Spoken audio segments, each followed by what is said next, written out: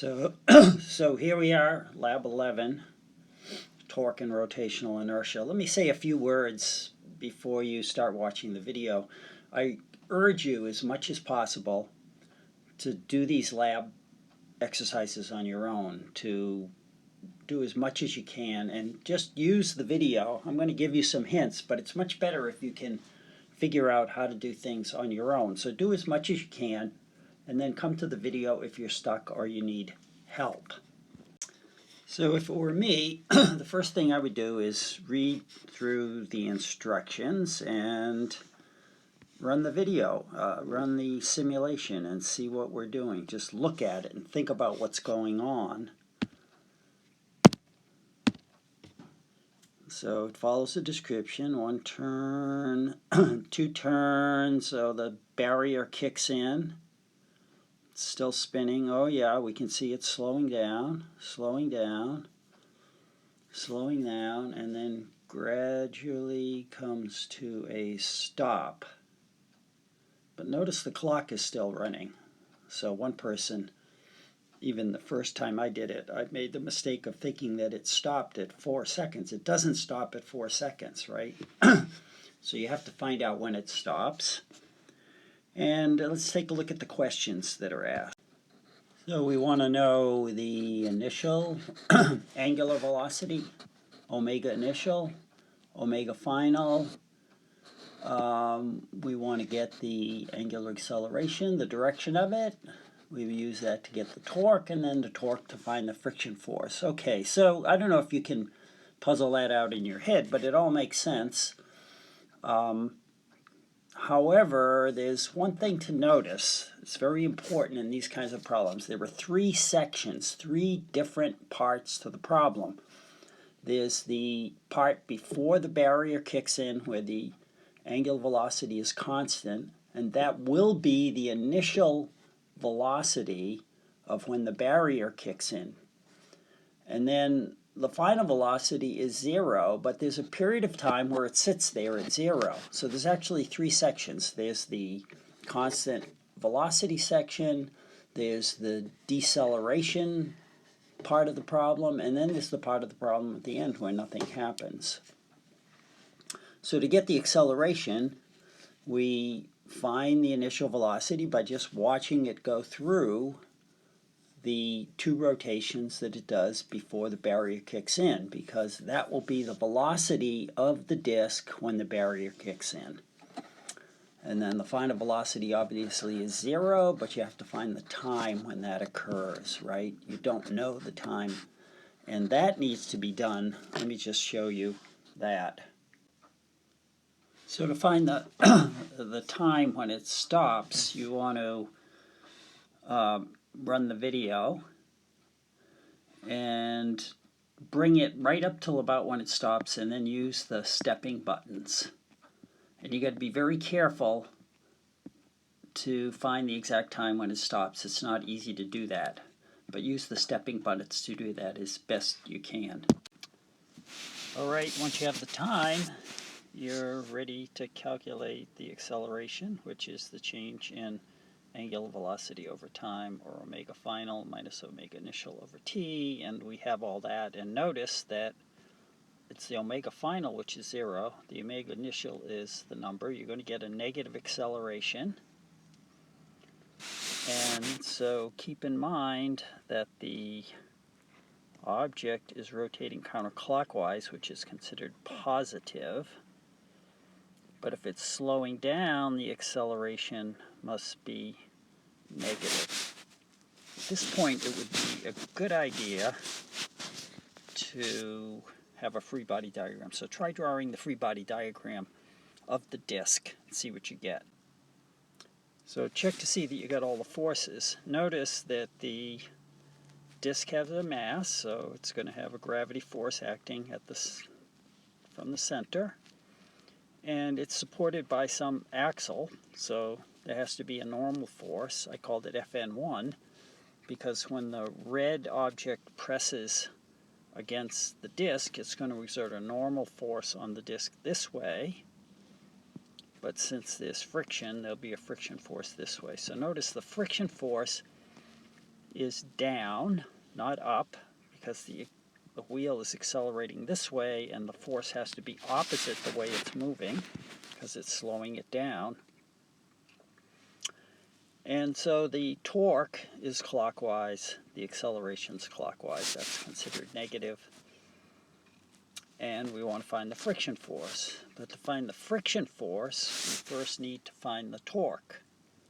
So since we don't know the force, we can't calculate the torque directly because it's the friction force causing the torque, right? The normal force acts through the center. All these forces act through the axis.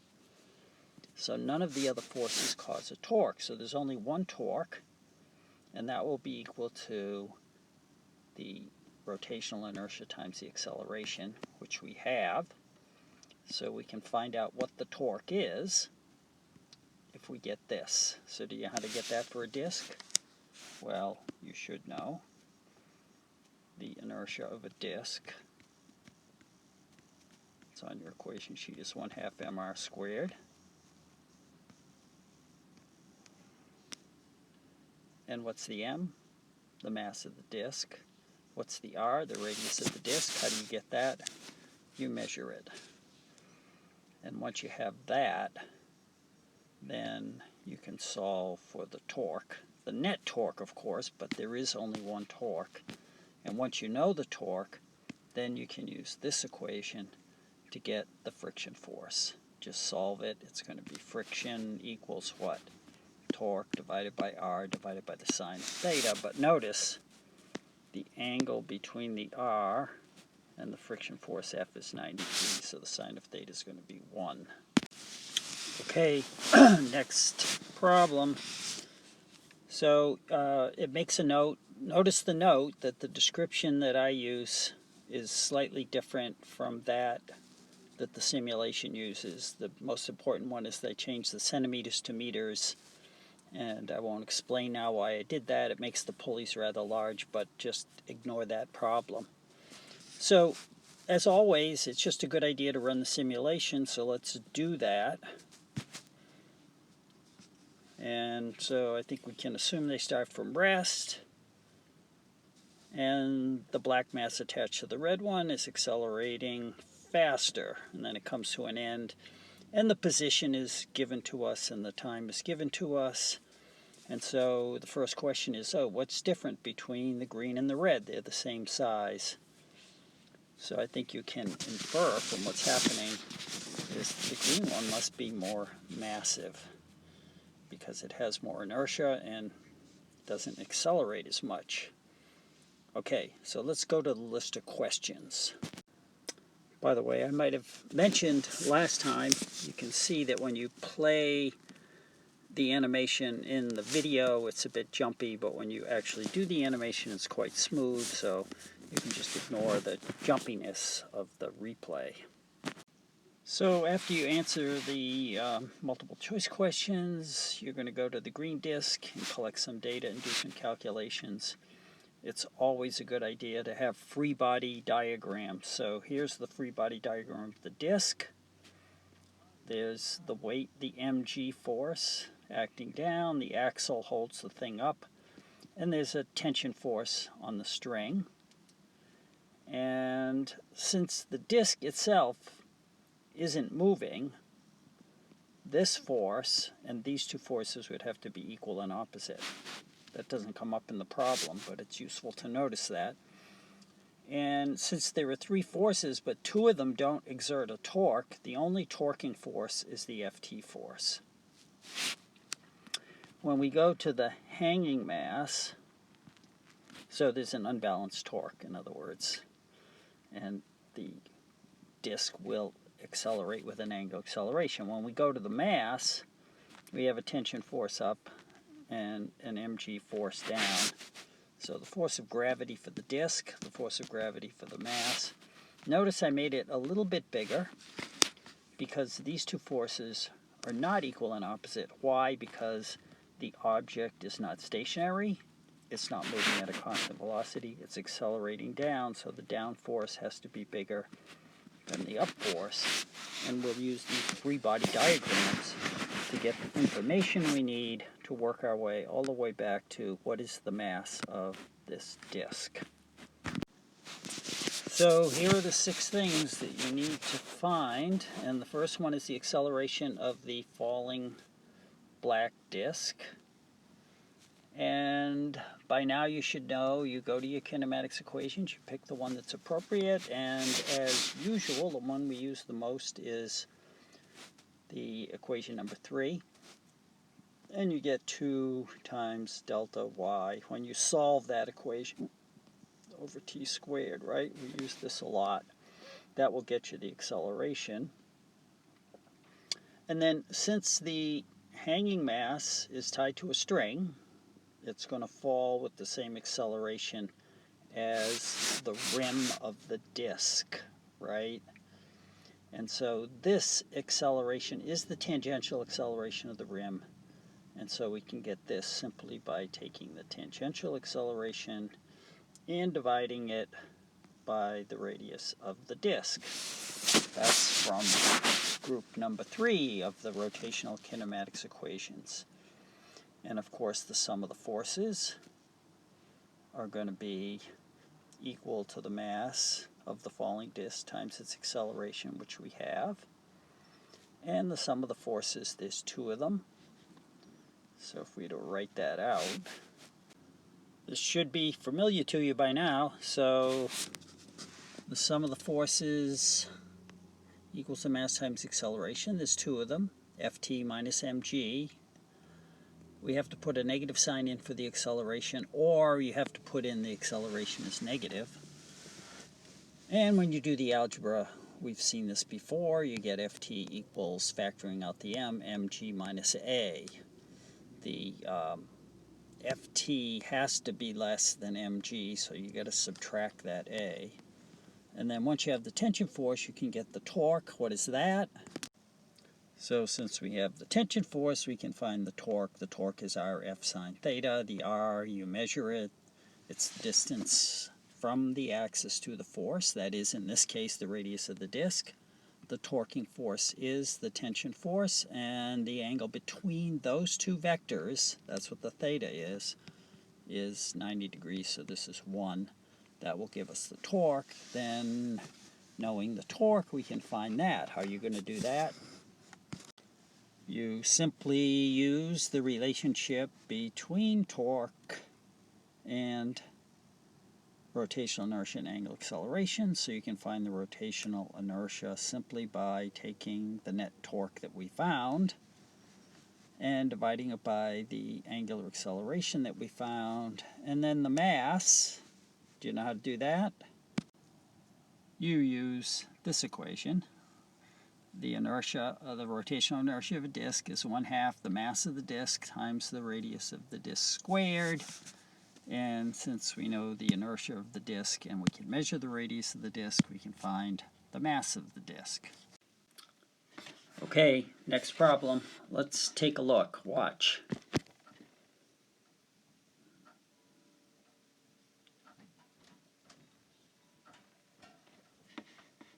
Okay, so what did you see? We saw 2 masses starting from rest. We see that they're tied together with a string, so it means whatever the speed of this is, the speed has to be the same because they're tied together with the string. So since the speed has to be the same, the acceleration has to be the same.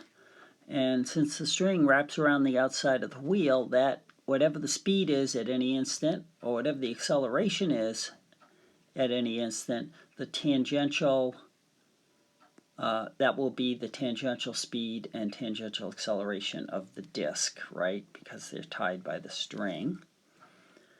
Okay, so what you want to do first is do a free body diagram of all 3 objects. So do that and see how well you do. So here we go. 3 free body diagrams. This is a little bit challenging. You need to, and it's good practice. So the mass on the table has a weight, capital M, that's the big mg. and it has a normal force, and these two are equal and opposite. There's no acceleration in this direction. And since the table is frictionless, it says that the only force in the horizontal direction is the tension force. But what you have to realize is that there's two tension forces and they're not equal. Let me explain that. So let's go over to this mass. This mass has a string, so there's a tension force here, and there's a force of gravity here, and we're familiar with this situation. This force has to be bigger than that. Why? Because it's accelerating down. And we solved that problem in the previous problem, so we know how to do that. Sum of the forces and what the tension force is, how to solve for the tension force. But notice, and normally when we have a pulley, a light massless pulley, like we've used in previous problems, it doesn't take any torque to spin the pulley because it's light, but this is a big massive pulley. So if this tension force and this tension force were equal, then this torque would be a positive torque, this would be a negative torque, and they would cancel, and the thing would not accelerate. It'd either be stationary or would spin at a constant rate. But it's accelerating, so that means this tension force has to be bigger. And so notice how we've labeled them: tension force vertical, tension force horizontal. And that would not be obvious if you hadn't seen a problem like this before. And then, of course, there's the force of gravity acting on the disk, and what I left out was the axle holding the disk up, so there's a normal force up. And in fact, it's not obvious here, and it's not important in this problem, for the normal force on the pulley, is that the sum of all these forces has to go to zero. Why is that? Because the pulley itself is not moving through space. It's fixed on the axis. So, in fact, that normal force on the axis could be at an angle. It's going to have to be at an angle, actually, now that I look at it. Anyway, that's not important in this problem. Let me just fix that. It's useful, actually, for you to see me make mistakes, because then you realize you figure things out by drawing the figures and studying them. So when I look at this pulley, I know that it's going to accelerate this way, but it's not moving through space. It's stationary, so the sum of all the forces have to be zero. And so I see a horizontal force this way, a vertical force this way, a vertical force this way. What I realize is that these two vertical forces and this horizontal force have to be canceled by the force at the axle. And how can that happen? Well, the axle's in the middle. It can push on the disk in any direction. So guess what it's going to look like. Did you guess correctly? In other words, this force has to account for these two. So the y component of this force has to equal those two, and the x component of this force has to equal that, and then the sum of the forces will be zero. Okay, it's true, that doesn't show up in this problem, but that's a useful piece of physics for you. Alright, so now we want to step through and answer the questions using these free body diagrams. Let's go. So once again, try and do this on your own. Let me give you, if you're not quite sure what to do, I'll give you a hint, and the more you do on your own, the better you're going to learn it. So we need to find the torque. We need these two forces, right? There are two torques. So this is the torque this way, negative torque. This force has to be bigger than that one because the disk is spinning this way. So once we find these two forces, you can find the torque. And once you find the torque, you divide it by the acceleration, right, to get the inertia. And so find this force by using this free body diagram and sum of the forces. And find this force by using this free body diagram, sum of the forces. So anyway, pause the video and see if you can do that, and if you can't, then come back and watch, but it's much better if you do it on your own. Okay, certainly you should know how to do this free body diagram to find FTY, right? We did it in the previous problem. So this force is bigger. We write sum of the forces y, Fty positive, minus mg, the gravity force negative, equals minus may, because ay has to be a negative acceleration. And you end up with doing the algebra that F, the tension force, the vertical tension force, is mg minus a. And so you need the ay. And since the delta y is given and the time is given, you use equation 3, the initial velocity 0, and you rewrite it the same equation we've used again and again. And that gives you Fty. Now we move on to get Fth, and we're going to do the same thing, only it's going to be sum of the forces x. So this one's easy, right? Easy. Sum of the forces in the x direction, there is only one. And so the Fth is the only force in the x direction. That's equal to the mass times the acceleration in the x direction, which is equal to, right, acceleration in the y direction, because they're tied together with string. And actually, just as a precautionary measure, calculate the acceleration in the x direction and y direction separately and see if you don't get the same thing. So now you have the FTV and the FTH, and this one is smaller. If you didn't get it smaller, you're wrong.